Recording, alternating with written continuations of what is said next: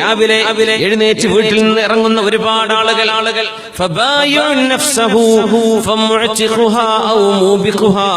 ശരീരം വിറ്റ് കൊടുക്കുകയും നരകത്തിലേക്ക് കൊടുക്കുകയും ചെയ്യുന്നവരുണ്ട്. ശരീരം വിറ്റ് നരകത്തിൽ നിന്ന് മോചിപ്പിക്കുന്നവരുണ്ട്. നമ്മളിതിൽ ഏത് വിഭാഗത്തിലാണ് നമ്മളുള്ളത്? അല്ലാഹു ഈമാൻ കൊണ്ട് അല്ലാഹു നമ്മെ ശക്തിപ്പെടുത്തി തരട്ടെ. ആമീൻ യാ റബ്ബൽ ആലമീൻ. അല്ലാഹു തആല പറയുന്ന ഒരു ഹദീസ്, ഖുദ്സിയായ ഹദീസ്, മുത്തനബി തങ്ങൾ പറഞ്ഞു വഇസ്സതി വജലാലി, എന്റെ ഇസ്സത്തിനെ തന്നെയാണ് സത്യം, എന്റെ ജലാലിനെ തന്നെയാണ് സത്യം. അല്ലാഹു പറയുന്നു മാ മിൻ അബ്ദിൻ ആസറ ഹവായ അലാ ഹവാ, ഏതൊരു മനുഷ്യനും അവന്റെ ശരീരത്തിന്റെ ആഗ്രഹങ്ങൾക്കപ്പുറം എന്റെ ആഗ്രഹങ്ങൾക്ക് മുൻഗണന കൊടുത്തു കഴിഞ്ഞാൽ ഇല്ലാ അഖലൽതുഹുമൂമഹു, അവരുടെ ടെൻഷനുകൾ ഞാൻ ഇല്ലാതെയാക്കും. ടെൻഷൻ ഇല്ലാതെയാക്കും.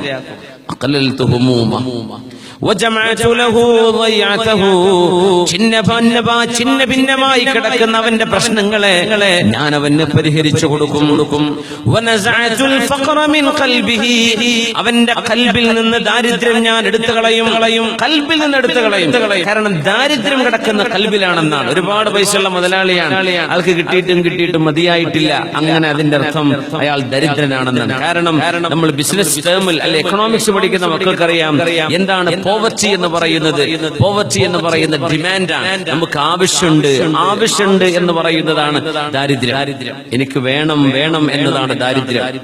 അപ്പൊ വലിയ മുതലാളിയാണ്, പൈസ ഉണ്ടോ, അയാൾക്ക് ഇനിയും മതിയായിട്ടില്ലെങ്കിൽ അയാൾ ദരിദ്രനാ. ഖൽബിന്റെ ഉള്ളിൽ അല്ലാഹു ഖനാഅത്ത് എന്നൊരു സ്വഭാവമുണ്ട്. ഉള്ളത് കൊണ്ട് തൃപ്തിപ്പെടുക. അൽഹംദുലില്ലാഹ്. എല്ലാവർക്കും ഇപ്പൊ വിശ്വസിക്കാനമാരോ ഗൾഫാർമാരിക്കാനമാരൊന്നും ആവാൻ പറ്റൂലല്ലോ. അല്ലാഹു തആല എനിക്ക് എത്ര തന്നു, അൽഹംദുലില്ലാഹ്, ഞാനത് തൃപ്തിപ്പെട്ടു. ഉദാഹരണം പറയാം, എത്രയാ അല്ലാഹു മാ ഖസമല്ലാഹു ലി, അല്ലാഹു എനിക്ക് എത്ര വീതിച്ചു തന്നുവോ ഞാനതിൽ പൊരുത്തപ്പെട്ടിരിക്കുന്നു. അതൊരു വലിയ സമ്പാദ്യമാണ്. അതാണിന്ന് നഷ്ടപ്പെട്ടുകൊണ്ടിരിക്കുന്നത്. അങ്ങനെയാണെങ്കിൽ മന്നാസറ ഹവായ അലാ ഹവാ, സ്വന്തം ശരീരത്തിന്റെ എത്രയോ ഇഷ്ടങ്ങൾ ഉണ്ടായിരിക്കെ എന്റെ ഇഷ്ടമാണ് അവൻ മുൻഗണന കൊടുക്കുന്നതെങ്കിൽ ഇല്ലാ ഖലൽതുഹുമൂമഹു, അവന്റെ ടെൻഷനുകൾ ഞാൻ ഇല്ലാതെയാക്കുകയും വജമഅതു ലഹു ദയഅതഹു, അവന്റെ ചിന്ന ഭിന്നമായി കിടക്കുന്ന പ്രശ്നങ്ങളെ ഞാൻ പരിഹരിച്ചു കൊടുക്കുകയും വനസഅതുൽ ഫഖറ മിൻ ഖൽബിഹി, ഹൃദയത്തിൽ നിന്ന് ദാരിദ്ര്യം ഞാൻ എടുത്തു കളയുകയും ചെയ്യും. വജഅൽതുൽ ഗിനാ ബൈന ഐനൈഹി, അവന്റെ കണ്ണുകൾക്ക് മുമ്പിൽ ഞാൻ ഐശ്വര്യം കൊടുക്കുകയും ചെയ്യും.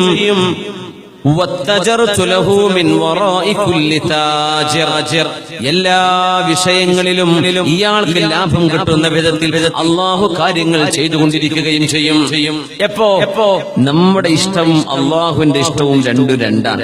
രാവിലെ ഇങ്ങനെ വാഹനം ഓടിച്ചു പോവാണ്, ജോലിക്ക് പോവാണ്, നല്ല മാപ്പിളപ്പാട്ടൊക്കെ വരുന്ന റേഡിയോ ചാനലുണ്ട്, ഞാൻ അതെടുക്കണോ? അല്ല, അള്ളാഹുവിന്റെ കലാമും ഖുർആനും കേൾക്കാൻ അവസരം ഉണ്ടായിരിക്കെ ഞാൻ എന്തിനാ, ഞാൻ അള്ളാഹുവിന്റെ ഇഷ്ടം നടക്കട്ടെ.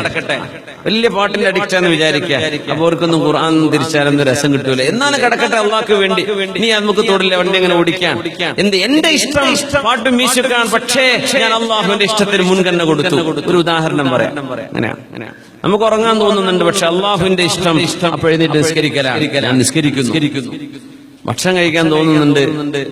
മേറാജൊക്കെ ആകുമ്പോൾ സുന്നത്തായിട്ട് നോമ്പെടുക്കൽ പുണ്യമുള്ളതാണ് നമ്മുടെ ഉലമാ പഠിപ്പിച്ചിട്ടുണ്ട്. അപ്പോ ഇങ്ങനെ നോക്കണം. അപ്പൊ നമ്മുടെ കഫ്തീരി റെസ്റ്റോറന്റ് ഒക്കെ ഇഷ്ടം പോലെ ഉണ്ടല്ലോ മസ്കത്തിൽ.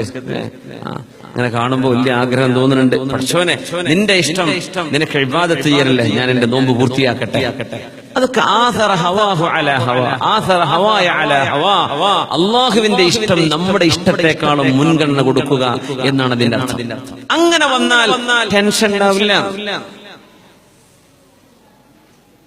മഹാനായ ഇബ്രാഹിം അദ്ദേഹം റളിയല്ലാഹു അൻഹു അവരും കൂട്ടുകാരും ഫലസ്തീനിൽ നിന്ന് അലക്സാൻഡ്രിയയിലേക്ക് വരുന്ന സമയത്ത് ജോർഡാൻ നദി മുറിച്ചു കടന്ന ഒരു രംഗമുണ്ട്.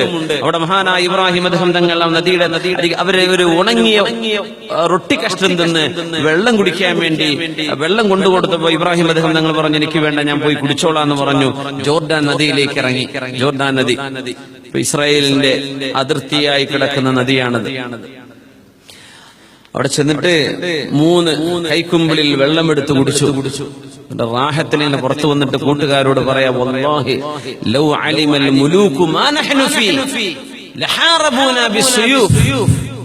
കൂടെയുള്ള തസൗഫിന്റെ ആലിമീങ്ങളോട്, കൂടെയുള്ള ശിഷ്യന്മാരോട് പറയാ, വല്ലാഹ് അല്ലാഹുവിനെ തന്നെയാണ് സത്യം, ഇവിടത്തെ രാജാക്കന്മാരെങ്ങാനും നമ്മൾ അനുഭവിക്കുന്ന മനസ്സിന്റെ സുഖം അറിഞ്ഞിരുന്നുവെങ്കിൽ വാളെടുത്തവരെ നമ്മളോട് യുദ്ധം ചെയ്തേനെ, നമ്മുടെ സുഖം അവരറിഞ്ഞിരുന്നെങ്കിൽ. അപ്പൊ ചോദിച്ചു, അല്ല ശൈഖ് അവറുകളെ, എന്ത് സുഖമാണ് നിങ്ങൾ ഈ പറയുന്നത്? ഈ ഉണക്കറൊട്ടി തിന്നതോ?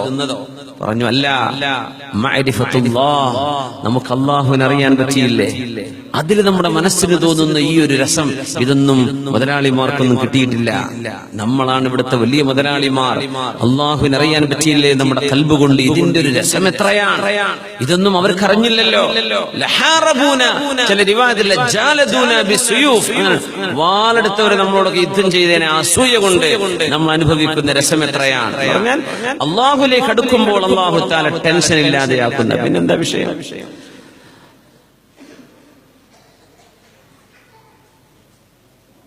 യാ അല്ലാഹ്,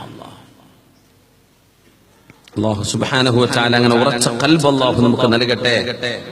ആമീൻ യാ റബ്ബൽ ആലമീൻ.